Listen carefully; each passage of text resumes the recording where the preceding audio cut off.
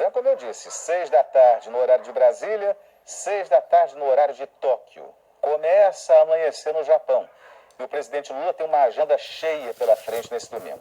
Ele está em Hiroshima como convidado do G7, o grupo de algumas das 7 maiores economias do mundo. Nesse sábado, ele teve encontros bilaterais com o presidente da França e com o premier da Alemanha. E a gente vai ao vivo até Nova York, porque quem tem os detalhes é Carolina Cimenti. Carol, boa tarde. O que você destaca para a gente dessa passagem do presidente pelo Japão? Oi, Eric, boa noite ou boa tarde a você, boa tarde ou boa noite a todo mundo. Olha, em primeiro lugar, tem uma expectativa muito grande do nosso lado, né, de imprensa, de saber se o presidente Lula vai ou não encontrar com o Volodymyr Zelensky. Lula ainda não sabe se vai aceitar o pedido do presidente da Ucrânia para uma reunião durante o G7. Há quem no governo ache inadequado os dois se encontrarem, porque a Ucrânia também pediu um encontro bilateral com o presidente indiano. E os dois países, Brasil e Índia, junto com Rússia, China e África do Sul, compõem os BRICS. E Brasil e Índia dizem que tentam buscar uma solução de paz multilateral, principalmente usando esse grupo dos BRICS. Óbvio que a intenção de Zelensky é fazer com que o presidente brasileiro assuma uma retórica mais pró-Ucrânia. Ao longo de sábado, Lula participou de várias reuniões bilaterais. Na sessão de trabalho sobre os esforços compartilhados em prol da sustentabilidade, ele defendeu o financiamento para que países emergentes lidem com a renovação da infraestrutura. Com isso, voltou a reforçar que os países ricos que mais poluíram o planeta nos séculos que passaram têm que pagar mais para preservar o meio ambiente agora. E fez uma promessa bastante ousada. Diz que o Brasil vai zerar o desmatamento até 2030. Lula também teve encontros com duas das maiores lideranças europeias, como você disse, Eric, o presidente francês, Emmanuel Macron, e o primeiro-ministro alemão, Olaf Scholz. Depois do encontro que tiveram, Lula e Macron postaram em seus perfis em uma rede social que vão discutir na reunião do G20, que acontece em Delhi, na Índia, no mês de setembro, a formação de um pacto financeiro ambicioso para combater a pobreza, as mudanças climáticas e preservar a biodiversidade. Na primeira sessão do trabalho, no sábado, Lula disse que a ONU não vai ter, nas palavras dele, autoridade política e moral para lidar com os conflitos do século XXI. O presidente brasileiro também falou que não faz sentido pedir que os países emergentes ajudem a solucionar as crises de diversas ordens que o mundo atravessa, enquanto essas nações são subrepresentadas nos principais órgãos de governança global. Ele defendeu reformas, então, que tornem as instituições globais mais inclusivas, que não fiquem limitadas a poucas potências. E, na verdade, Lula se referia mais especificamente ao Conselho de Segurança da ONU. Todo mundo sabe que uma vaga permanente no Conselho é um sonho da diplomacia brasileira e também é um antigo sonho do presidente brasileiro, que já falou muito sobre isso, inclusive em outros momentos de outros mandatos dele. As outras informações que a gente tem é que o presidente deve encontrar, ou foi convidado para encontrar o presidente americano, Joe Biden.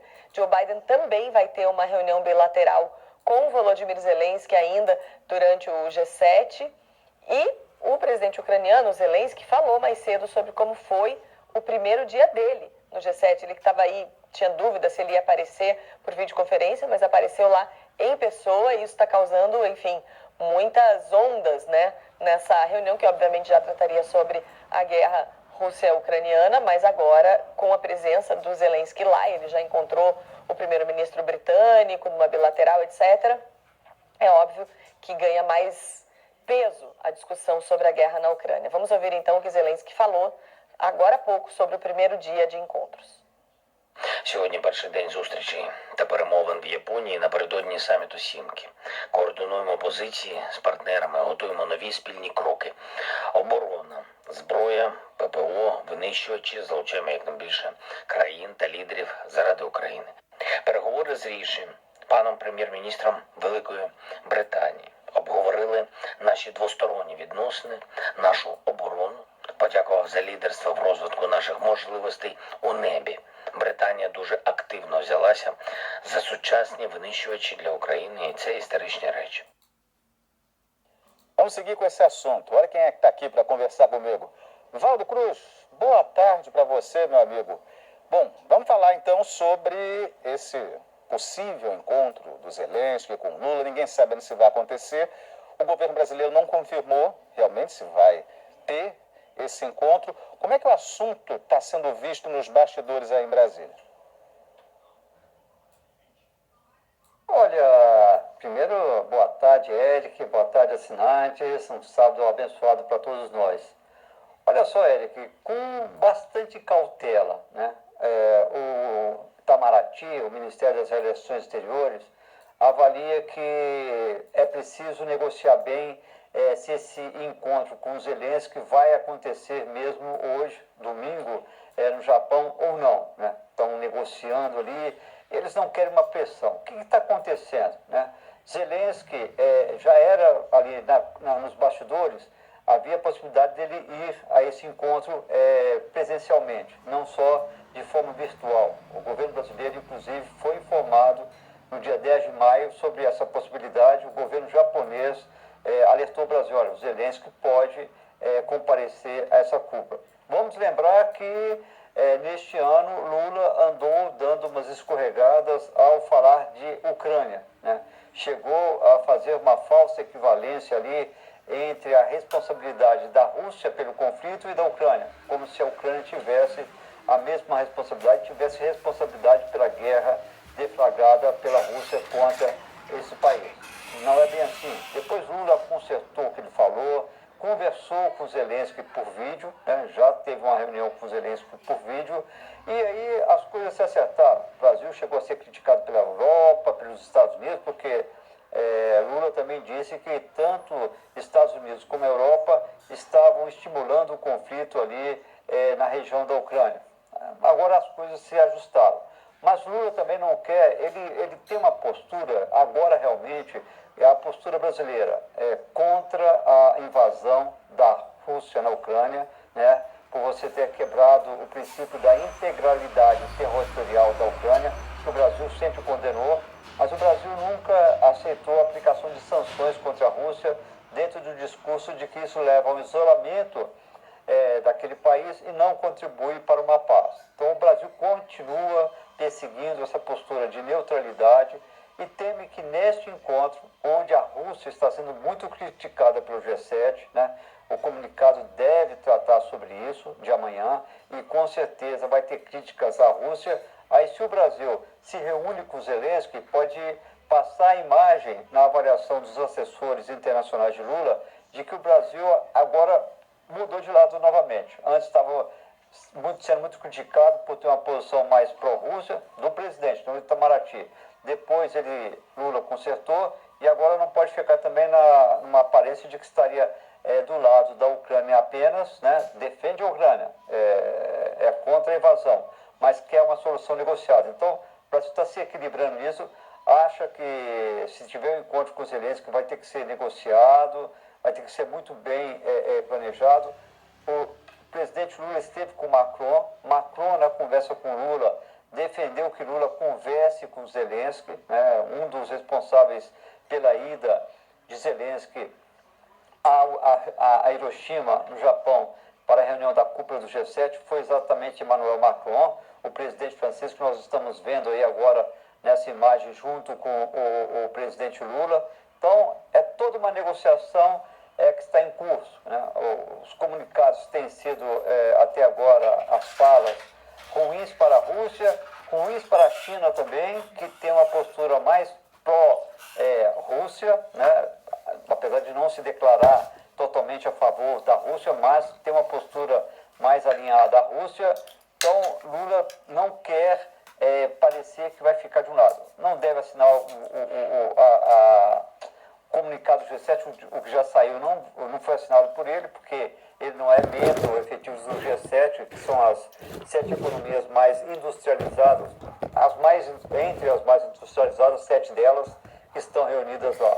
Lula, na sua fala que foi distribuída, já realizada no Japão, Eric, voltou a defender a reforma do Conselho de Segurança da ONU, expandiu o número de membros permanentes, né, para que você tenha uma ONU com maior representatividade e maior poder para negociar paz, para negociar sanções, para negociar fim de conflitos e até uso de força quando for necessário de países membros da ONU. Então, Lula buscando seguir na posição tradicional da nossa diplomacia, né? Mais para a neutralidade e sempre buscando a paz, evitando passar a imagem de que vai estar mais de um lado do que do outro. Mas pelo menos uma coisa Lula já fez. Agora não fica mais fazendo críticas à Ucrânia, o que gerou um desgaste para Lula, que estava buscando e está, né, retomando esse protagonismo, Eric, em relação à política internacional, política ambiental. Política ambiental a gente vai falar daqui a pouco, né? Na volta ele tem uma dor de cabeça para curar. E a gente vai falar daqui a pouco sobre a questão IBAMA, margem equatorial, petróleo, Petrobras, Amazônia. Mas isso é daqui a pouco que a gente fala, né, Eric? Problema prontinho para ser abordado na volta do Lula. Essa dor de cabeça, inclusive, tem quem olhe para o presidente e veja um remédio para curar essa dor de cabeça. Agora vamos ver se o presidente vai conseguir realmente ou se vai ter algum efeito colateral. Mas voltando a esse assunto de Ucrânia, Valdo, você citou aí a neutralidade do presidente Lula. Eu gosto muito de usar um termo quando a gente cita essa situação e aproveitar, inclusive, que o professor Oliver Stucker, professor de Relações Internacionais da Fundação Getúlio Vargas de São Paulo, está aqui. Professor, eu uso o termo neutralidade radical. Dá para citar isso mesmo? A gente pode usar esse termo, neutralidade radical, ou seja, você neutro, não importa o que aconteça. Boa noite, Valdo. Olha, a estratégia da neutralidade no caso brasileiro, ela, no fundo, é muito parecida com aquela de vários outros países no sul global, na América Latina, na África, no Oriente Médio, todos países que buscam, de alguma forma, preservar seus laços com todas as grandes potências do sistema internacional. Então, no caso brasileiro, isso envolve uma forte dependência econômica da China, mas também a importação de fertilizantes da Rússia, muitos investimentos da União Europeia e uma relação comercial de grande relevância com os Estados Unidos também. Então, no fundo, o que o Brasil procura fazer no G7 é demonstrar que tem, de repente, uma capacidade de estabelecer pontos de diálogo, construir pontes, que obviamente é muito difícil, porque o G7 e os organizadores do G7 têm um lado muito claro nesse conflito, e todos, inclusive, a grande expectativa é que